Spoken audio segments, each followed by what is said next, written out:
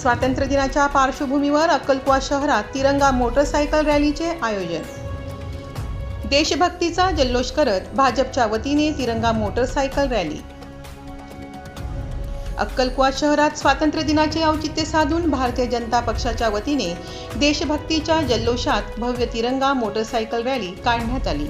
या रॅलीची सुरुवात भाजपचे विधानसभा क्षेत्रप्रमुख नागेश कुमार पाडवी आणि पोलीस उपनिरीक्षक वृषाली गांगुर्डे यांच्या हस्ते हिरवा झेंडा दाखवून करण्यात आली। यावेळी उपस्थितांनी भारत मातेचा जयघोष करत शहरात एकच उत्साह निर्माण केला। मोटरसायकलवर हातात तिरंगा झेंडा घेऊन शहरातील मोठ्या संख्येने तरुण या देशभक्तीपर रॅलीत सहभागी झाले होते। या रॅलीमुळे संपूर्ण अक्कलकुवा शहरात देशभक्तीचे वातावरण पाहायला मिळाले।